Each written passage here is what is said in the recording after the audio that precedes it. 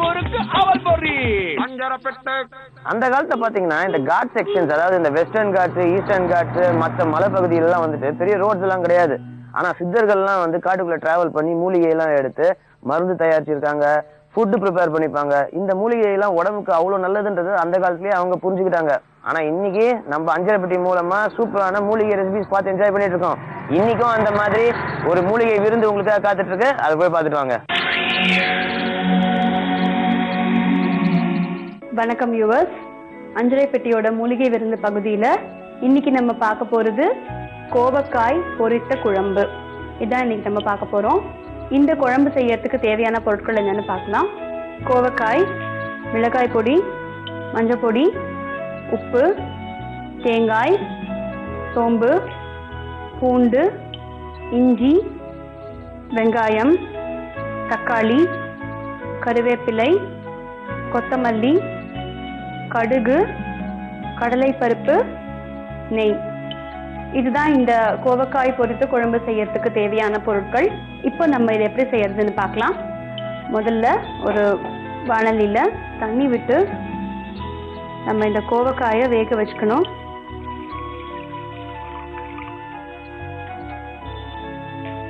இந்த கட் பண்ணி வச்சிருக்கிற இந்த கோவக்காய்களை இந்த தண்ணியில் போட்டுடலாம். போட்டுட்டு இந்த குழம்புக்கு தேவையான தனியா பொடி, மிளகாய் பொடி,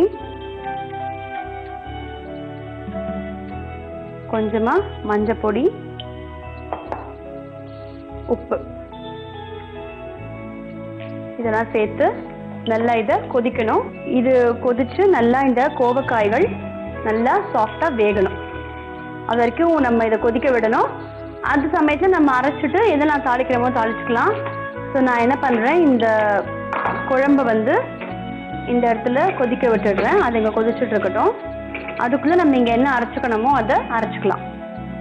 என்னெல்லாம் நம்ம அரைக்க போகிறோம்னாக்கா, கொஞ்சம் தேங்காய், தேங்காயோட கூட கொஞ்சம் சோம்பு, பூண்டு கொஞ்சோண்டு, அதோட கொஞ்சம் இஞ்சி. இவ்வளவுதான் அரைக்கிறது. தேங்காய், சோம்பு, பூண்டு, இஞ்சி. இதை முதல்ல நம்ம வந்து அரைச்சிட்டு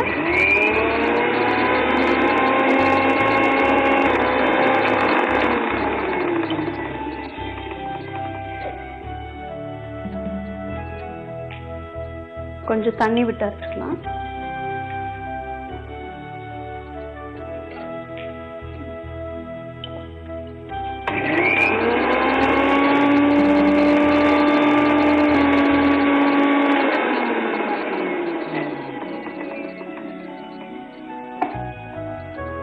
ஓகே, இந்த தேங்காய், இஞ்சி, பூண்டு, சோம்பு எல்லாம் நல்லா அரைஞ்சிருக்கு. கோவக்காயும் கொதிச்சுட்டு இருக்கு. அது அப்படியே இருக்கட்டும். இப்போ இது இங்கே கொதிச்சுட்டு இருக்கட்டும். அந்த சமயத்தில் நம்ம இதில் வறுத்து கொட்ட வேண்டியதெல்லாம் நம்ம வறுத்துக்கலாம். வாணலியை சூடாக்கி வாணலியில் கொஞ்சம் நெய் விட்டு அது உருகின உடனே கடலைப்பருப்பு, கடுகு, கொஞ்சம் பட்டை, கருவேப்பிலை, வெங்காயம், தக்காளி இத்தனையும் நல்லா வதக்கி நம்ம அந்த குழம்புல கொட்டணும். ஸோ நெய் சூடாயிருக்கு. இதில் கொஞ்சம் கடுகு நல்லா வெடிச்சு வரும்போது கடலைப்பருப்பை சேர்த்துக்கலாம். இந்த கடுகு லேசாக வெடிச்சு வருது. இப்போ நம்ம இதில் கொஞ்சம் கடலைப்பருப்பு சேர்த்துக்கிறேன். கடலைப்பருப்பை நல்லா வதக்கிட்டு இது கொஞ்சம் ப்ரௌன் ஆகிட்டு வரும்போது நம்ம வந்து ஒரே ஒரு வாசனைக்கான கொஞ்சம் பட்டை சேர்த்துக்கிறேன். இதில் கொஞ்சம் வெங்காயம், கருவேப்பிலை போட்டு நல்லா வதக்கிக்கணும். வெங்காயத்தோட பச்சை வாசனை போகிற வரைக்கும் வதக்கிட்டு கொஞ்சம் தக்காளி சேர்த்து அதையும் நல்லா வதக்கிட்டு கொதிச்சுட்டு இருக்கிற இந்த கோவக்காய் சாம்பாரில் அதை கொட்டிடணும். இதில் நான் வந்து கொஞ்சம் தக்காளி சேர்த்துக்கிறேன். தக்காளி கொஞ்சம் நிறையவே சேர்த்துக்கலாம், ஏன்னா புளிப்பு சுவையை கொடுக்கும். அது நம்ம புளியெலாம் எதுவுமே சேர்க்கல இல்லையா, அதனால் தக்காளி நல்லா வதங்கின உடனே இந்த கொதிச்சுட்டு இருக்கிற இந்த கோவக்காய் குழம்புல அதை கொட்டிடலாம்.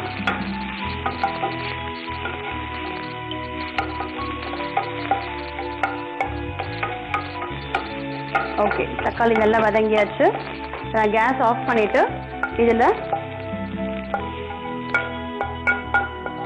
கொட்டிடுறேன். இப்போ எல்லாமே சேர்ந்து நல்லா ஒன்று போல் கொதிக்கணும். கோவக்காய் வெந்துட்டே வருது. இன்னும் கொஞ்சம் ஒரு 5 minutes இருந்தால் இந்த கோவக்காவும் நல்லா வெந்துடும். ஓகே, இப்போ இது நல்லா கொதிக்குது. இந்த கொதிச்சுட்டு இருக்கிற ஸ்டேஜில் நம்ம அரைச்சி வச்சுருக்கோம் இல்லையா, தேங்காய், பூண்டு, இஞ்சி, சோம்பு அரைச்சி வச்சிருக்கிற இந்த விழுதையும் நம்ம இந்த கொதிக்கிற இந்த குழம்புல சேர்த்துட்டு போகிறோம்.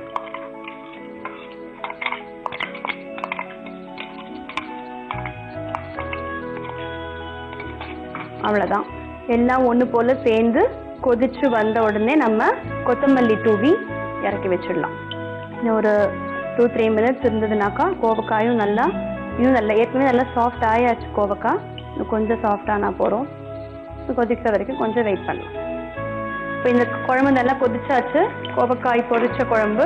இப்போ நம்ம இதை கேஸ் ஆஃப் பண்ணிவிட்டு இதை நம்ம இறக்கிடலாம்.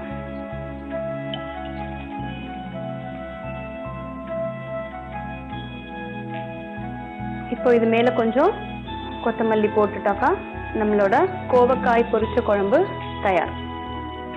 சுவையான கோவக்காய் பொரிச்ச குழம்பு நமக்கு இங்கே தயாராக இருக்குது. இந்த குழம்பு எப்படி செஞ்சோம் அப்படின்னு ஒரு சின்ன ரீகேப் பார்க்கலாம். முதல்ல தண்ணியில் கோவக்காய்களை போட்டு தனியா பொடி, மிளகாய் பொடி, மஞ்சள் பொடி, உப்பு இதெல்லாம் சேர்த்து நம்ம நல்லா கொதிக்க விட்டோம். அது கொதிச்சுட்டு இருக்கும்போதே மிக்சியில் கொஞ்சம் தேங்காய், சோம்பு, பூண்டு, இஞ்சி இதனாலையும் நல்லா அரைச்சி வச்சோம். அதுக்கப்புறம் வாணலியில் நெய் விட்டு கடுகு, கடலைப்பருப்பு, ஒரே ஒரு பட்டை, கருவேப்பிலை, வெங்காயம், தக்காளி சேர்த்து நல்லா வதக்கிட்டு கொதிச்சுட்டு இருக்கிற குழம்புல அதை கொட்டிட்டு அரைச்சி வச்சிருக்கிற தேங்காய் விழுதையும் அதில் சேர்த்து கொத்தமல்லி தூவி இறக்கி வச்சிட்டோம். இதுதான் கோவக்காய் பொரிச்ச குழம்பு. இந்த குழம்ப வீக்லி ஒன்ஸ் நிச்சயமாக நீங்கள் வீட்டில் செஞ்சு சாப்பிடுங்க. சாதத்தோட சூடாக சாப்பிட ரொம்ப நல்லா இருக்கும். மீண்டும் அடுத்த மூலிகை விருந்து பகுதியில் உங்களை சந்திக்கிறேன். அதுவரை வணக்கம் கூறி விடைபெறுவது காயத்ரி ராஜேஷ். மைசூர்ல இருக்கிற அந்த செவர்ல எல்லாம் பாத்தீங்கன்னா மைசூர்ல இருக்கிற டூரிஸ்ட் அட்ராக்ஷன்ஸ் அது மட்டும் இல்லாம ஹிஸ்டாரிக் இம்பார்ட்டன்ஸ் இருக்கிற ஸ்ட்ரக்சர்ஸ் எல்லாம் வந்து அழகா இந்த மாதிரி பெயிண்டிங்ஸ் மாதிரி இந்த வால் எல்லாம் வரைஞ்சிருக்காங்க. பார்க்கறதுக்கே ரொம்ப அழகா இருக்கு. இப்போ இன்ஃபேக்ட் இந்த மாதிரி ஸ்டைல வந்து எல்லா ஊர்லயுமே வந்து ஃபாலோ பண்ண ஆரம்பிச்சிட்டாங்க. ஓகேங்க, இன்னைக்கு மைசூர்ல வந்துட்டு நம்ம கறிவாடு கறி அண்ட் ஸ்டீம் ஃபிஷ்ஷோட குக்கிங் ரெசிபி கத்துக்கிட்டோம். சட்டுப்புடு சமையல்ல ஒரு இன்ட்ரெஸ்டிங்கான ரெசிபி கத்துக்கிட்டோம்.